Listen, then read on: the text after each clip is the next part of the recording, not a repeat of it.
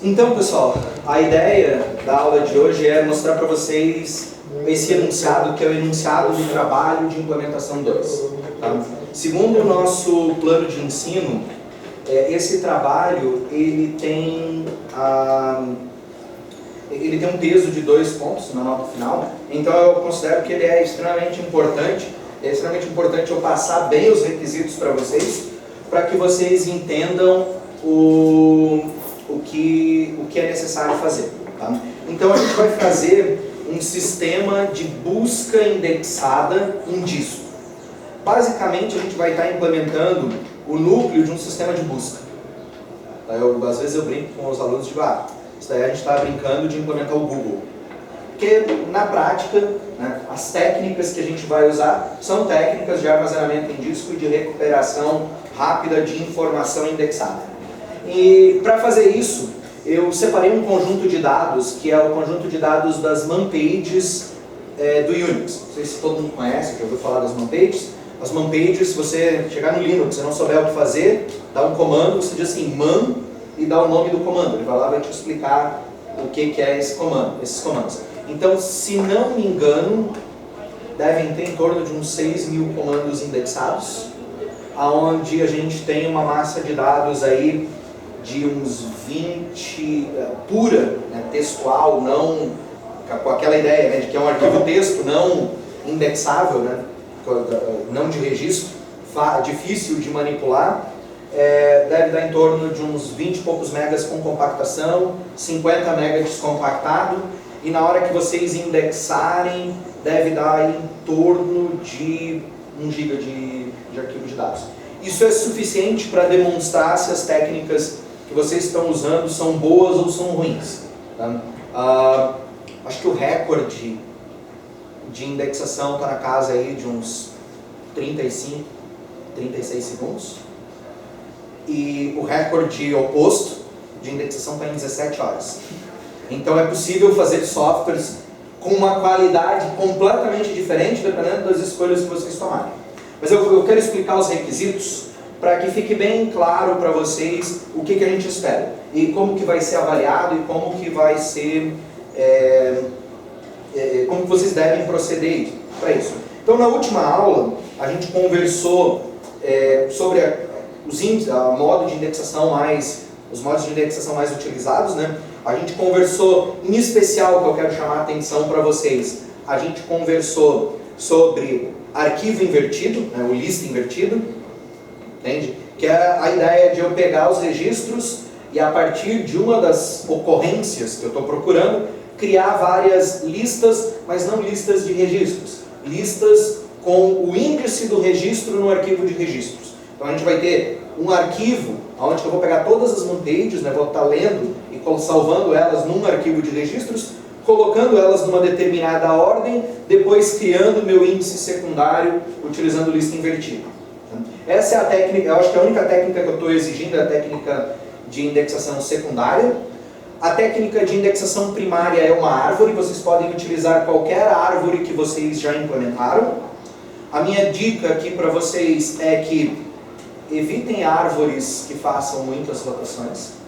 Por quê? Porque rotação, um dos grandes requisitos desse trabalho é que vocês não podem usar a memória, tá, para praticamente nada. Vocês vão poder utilizar a memória para processamento instantâneo. Tá? Vocês vão pegar, ler de um arquivo, né, para um buffer de memória, processar aquele arquivo, salvar tudo. Na hora de fazer as pesquisas, a gente vai ter que fazer as pesquisas todas em disco. Essa é um requisito. Então eu vou ler o enunciado aqui com vocês, para ficar bem claro, e aí depois eu vou responder as perguntas que vocês tiverem. Tá? Opa! Então, como foi visto em aula, as formas de indexação de arquivos utilizando listas são muito úteis para indexação com chave secundária. Tá? Quando os dados se encontram na forma de arquivo texto, contendo palavras-chave ou referências por metadados. Então, a lista invertida ou arquivo invertido é a forma mais coerente de se fazer isso. Nesse trabalho, você vai implementar um sistema de recuperação de informação de um banco de dados contendo as manpages do Linux, Unix, FreeBSD. Na verdade, essa daqui é uma do Solaris, se não me engano, que a gente fez. E para tanto, você vai utilizar um arquivo .tgz, que está aqui adiante, vocês vão descompactar e processar ele, o qual contém todas as manpages do Solaris, na formas de arquivo texto. A gente foi lá e tirou todo, porque na manpage existem umas questões de formatação dela, né, para criar links entre as manpages, para colocar os títulos das sessões. A gente passou esse comando trof-a aqui, e com isso a gente tirou toda o pretty printing, né, a questão de embelezamento para demonstrar para o usuário final as sessões e tal. Ficou só texto. E aí você vai ter que fazer um software que tem os seguintes requisitos. Tá? Os requisitos de dados. Todos os conteúdos de todas as manpages, todo o conteúdo de todas as manpages vai ter que ser armazenado na forma de registros em um único arquivo. O que isso significa? Isso significa, e o nome do arquivo eu até dei lá, é manpages.dat. Tá? Você vai pegar e vai criar lá uma classe, uma struct, ou o que for mais viável para você do ponto de vista de programação. E lá dentro dessa estrutura, ou dessa classe, você vai ter basicamente dois atributos.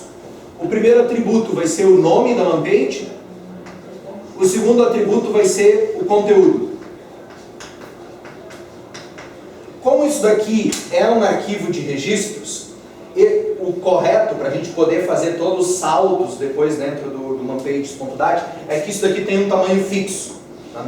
Então minha recomendação para vocês é que esse cara aqui tenha o tamanho do maior nome de manpage e o conteúdo tenha o tamanho do maior arquivo de manpages.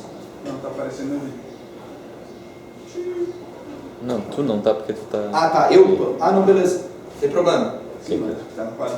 Ah, o quadro não, então o nosso cameraman aí tá mosqueando. Tá aparecendo na verdade, só que tá bem no canto. E tá longe, porque não tem zoom. Beleza. Mas é fácil de entender. Quem tá aí vai entender. A ideia é o seguinte, que a gente vai desperdiçar um pouco de espaço, porque vão ter manpages que são menores, mas a gente não pode deixar de colocar dados de nenhuma manpage no manpages.dat. Então, o conteúdo tem que ter o tamanho da maior manpage e o nome tem que ter o tamanho do... Esse cara aqui, ó, vai ser algo em torno de uns 140K. É o que Vai você... passar o tamanho máximo de cada um? Não, você pega aquele arquivo .agz lá, dá um ls-l. Aí você vai lá e vai ver, ó, qual que é o tamanho, aquele lá, o número de bytes que você precisa nesse vetor de char que você vai ter aqui. Aí você pega e olha qual que é o que tem maior nome, é o tamanho do vetor de char. Sim, mas você define antes, não precisa definir na hora da execução. Não precisa definir na hora da execução, você pode definir antes. Se você quiser definir de forma genérica, também é fácil. Tá? É bem simples. Então, o que a gente vai fazer? Todo o conteúdo de todas as manpages vai ser colocada uma por registro, todos os registros no mesmo arquivo. Esse arquivo, ele vai ser salvo, vai ser colocado, não tem uma ordenação primária requerida para o arquivo, você pode colocar na ordem que for aparecendo, né, dentro do teu programa, como você for lendo do sistema de arquivos, você vai colocando. Por quê? Porque a gente vai pegar e vai ter o acesso desses dados através de um índice primário e de um índice secundário. Essa é a ideia. Então, o texto completo de cada manpage vai ser armazenado num campo de registro, o campo conteúdo. O registro deve conter, além disso, um campo, o campo para chave primária, o campo comando. Tá? Que a gente vai chamar de comando e conteúdo. Eu botei nome aqui, mas o requisito diz comando. Então, que é o nome do comando que a gente vai estar colocando o conteúdo ali dentro. E que vai estar na descrição da manpage. Basicamente, esse nome é o nome que está no arquivo menos a extensão .txt. Tá? O registro poderá conter outros campos que vocês considerarem necessários, tá? Não tem problema, mas tem que ter pelo menos esses dois campos para que a coisa funcione. Tem gente que, dependendo da forma como implementa, coloca uns dados auxiliares aqui para agilizar um pouco o processo de indexação. Principalmente se optarem por fazer a indexação em vários passos. Essa é uma outra coisa importante. Na hora de fazer a indexação, é melhor que se faça tudo num passo só. Por quê? Para que eu não tenha que ler o arquivo e escrever. Depois ler de novo para gerar o índice primário. Depois ler de novo para gerar o índice secundário. Ler várias vezes demora. Isso que é uma coisa importante. Todos os índices secundários vão referenciar o campo do texto, aqui do conteúdo como um todo. Eu não preciso que vocês me digam em que posição do conteúdo vão dar as palavras. Basta você me dizer que dentro desse bloco de texto tem aquela palavra. Essa é uma questão importante. Depois, a indexação. Tá? Vocês vão manter um índice primário em um arquivo separado que referencia as man-pages por nome. Então você vai ter que ter uma árvore, tá? Aonde que a precedência entre a direita e a esquerda, né, na hora de fazer a inserção nessa árvore, vai ser determinada por uma questão de alfabeto, ordem alfabética, e com isso a gente vai ter a precedência. Então, por exemplo, o comando fclose vai suceder precede ou sucede o fseek, que vai depender da forma como vocês definirem, mas a gente vai usar a precedência de letras para fazer isso não é difícil. Tá? O índice primário ele vai ser baseado numa estrutura de árvore para indexação que você já programou, tá? Ou não, dependendo de qual for. Vocês podem optar por qualquer uma das árvores. A opção vai determinar a velocidade do processo de indexação. A velocidade é um requisito não funcional, tá? Aonde que eu não vou julgar ele diretamente. Tá? Na verdade, eu vou dar a nota para vocês por requisitos funcionais cumpridos. Não vai me interessar o não funcional. No entanto, eu recomendo que vocês pensem bem na árvore que vocês vão estar escolhendo, porque desenvolver um software com um requisito não funcional sendo colocado de uma forma mal colocado, vai tornar o processo de desenvolvimento do software absurdamente moroso. Vocês vão demorar. Então, se você pegar e fizer, eu tenho a árvore AVL, funciona ali, vou fazer meu índice primário com a árvore AVL. Beleza. Só que tenham ciência que todas aquelas notações que a AVL faz vai ter um custo. Então você foi lá, programou, tá tudo certo. Beleza, vou testar. Vai demorar. Então cada teste que você vai fazer depois vai demorar. Uma outra coisa importante. A indexação final, eu quero que vocês me apresentem com todos os arquivos. Mas uma dica é não fazer o arquivo lá com todos, o diretório com todos, mas colocar alguns arquivos lá dentro, porque senão tinha gente que sempre me reclama desse trabalho, que professor, eu vou lá, mudo uma linha, mando compilar, mando fazer uma indexação, leva 40 minutos para eu fazer um teste, depois que eu alterei uma linha no código. Aí falta um pouco de inteligência, né? Em vez de você pegar e fazer com todo o conjunto de arquivos, você faz com um conjunto menor, com um subconjunto, testa, quando você vai ganhando as funcionalidades, você vai expandindo o tamanho do conjunto. Essa é a minha dica. Então é isso. O conjunto de índices de chave secundária vai ser na forma de arquivo invertido. Esse índice vai indexar o conjunto de todas as palavras contidas em todas as man-pages, com exceção, né, das categorias léxicas de artigo, conjunção, preposição e pronome. As man-pages estão em língua inglesa. Então, basta você procurar, é muito simples de filtrar isso, basta você pegar e procurar no Google a lista dos pronomes, dos artigos, conjunções, preposições e pronomes da língua inglesa, e se for para colocar na lista lá de indexação, você olha, tá nessa outra estrutura aqui? Então eu não vou colocar na minha indexação. É bem simples. Né? Tem um monte de gente que fica apavorado quando manda excluir algumas palavras, mas é simplicíssimo de implementar.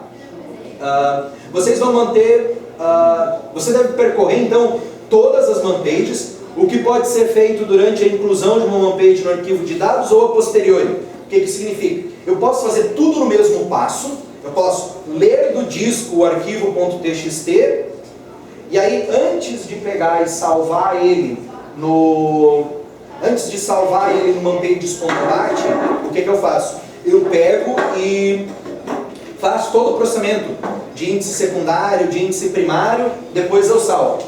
Essa é uma estratégia. A outra estratégia é ler todo mundo, escreve no arquivo de registro. Depois pega o arquivo de registros, lê para a memória, faz o índice primário. Depois pega o arquivo de novo, lê. As duas estratégias são válidas. Uma é mais rápida, uma é mais demorada. Aí vai de vocês. Como eu falei, eu quero avaliar no final o requisito funcional. Eu quero as funcionalidades. Tá? O preço de implementar elas erradas, vocês vão pagar durante o processo de desenvolvimento. Eu não penalizarei nesse sentido. Então, você tem que incluir no índice invertido toda a palavra que ainda não tiver e criar uma entrada para as palavras que já estão indexadas. Basicamente é o seguinte, eu vou lá, vou ler a primeira manpage, vou pegando as palavras, a primeira vez que a palavra aparecer, eu vou colocar no índice, numa lista. Aí eu vou pegar e vou criar um elemento que tem o número do registro que contém aquela palavra. Se por acaso a palavra apareceu de novo, eu vou lá e insiro de novo naquela lista. E assim sucessivamente. Tá? Então, no final eu vou ter assim, eu quero a palavra process, por exemplo. Eu vou lá, vou ter uma lista que vai me dizer o número de todas as manpages que tem a palavra process. Aí a gente vai fazer buscas conjuntivas, disjuntivas e assim por diante, para poder recuperar as manpages que a gente está buscando. O software, então, ele tem que ser capaz de realizar as seguintes buscas. Uma busca por chave primária. Eu quero chegar no software de vocês e dizer para vocês assim, ó, me mostra a manpage do comando fseek. Vocês têm que pegar, percorrer a árvore de vocês, descobrir o número de registro, abrir o manpages.dat e me printar na tela o que está no manpages.dat. É isso. Isso vale 3 pontos no trabalho. É um requisito funcional, 3 pontos. Busca simples por chave secundária, retornando o nome, não quero que printe, quero que retorne só o nome de todas as manpages com uma determinada chave secundária. Por exemplo, eu estou procurando pela palavra file name. Eu quero que você me diga todos os comandos que tem no conteúdo deles a palavra file name. Tá? O que significa isso? Eu tenho que pegar, ir lá na minha lista invertida, pegar a palavra file name, olhar todos os números de registro, abrir registro a registro para poder recuperar o nome de cada um. Tá? E depois, isso vale 4 pontos. Depois, a busca conjuntiva, tá? Com 2 chaves secundárias, retornando todas as manpages que tenham as 2 palavras. Tá? Eu vou passar aqui na página, tem um algoritmo que a gente não viu, mas está dado aqui para vocês, que é pesquisa de co-ocorrência em 2 listas não ordenadas. É só implementar esse algoritmo que vai fazer a busca conjuntiva. Tá? Então é fácil. Aqui estão distribuídos os 10 pontos do trabalho. Ok? Qual que é o requisito mais importante de todos? Não será aceito o trabalho de utilizar a memória principal para qualquer outro gerenciamento de dados que não seja a geração das tabelas intermediárias das buscas conjuntivas.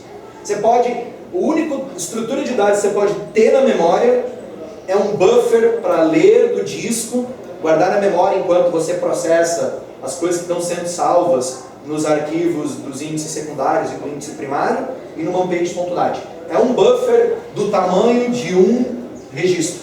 E só isso você pode ter em memória. Tá? Todo o resto do processamento em disco. As palavras excluídas também em disco, tá? Tudo em disco. Tudo em disco. Nos outros semestres, eu deixei o pessoal fazer o índice primário em memória principal. Acabou.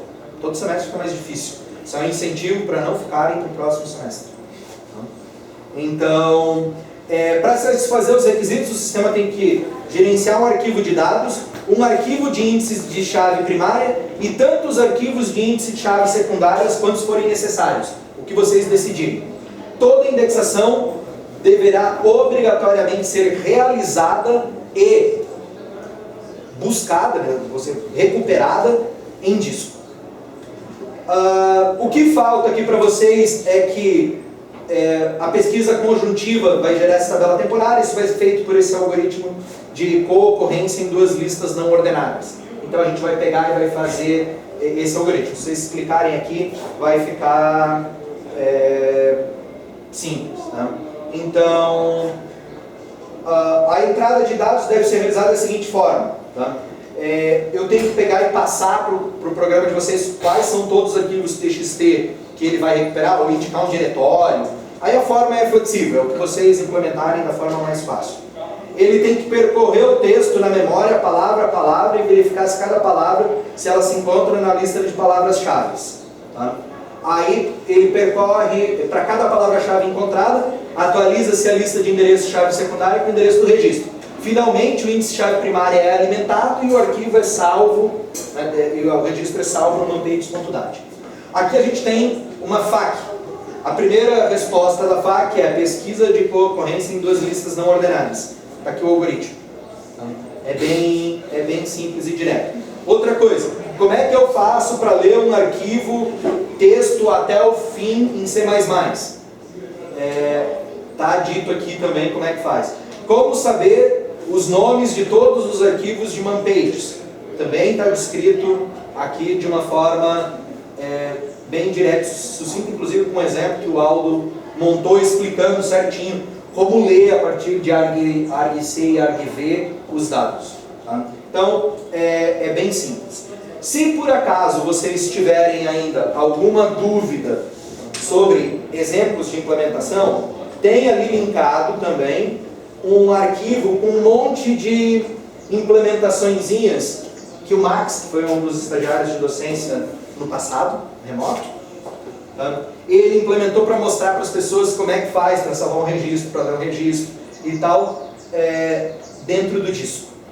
Então aqui tem um arquivinho que tem um monte de exemplos, funcionam, de como abrir um arquivo, de como carregar os dados desse arquivo para uma struct, aqui no caso, em memória, depois de como salvar aquela struct. Poderia ser para um objeto, tá? Não teria a mesma coisa. Se vocês quiserem trabalhar totalmente orientado a objetos, também não tem problema.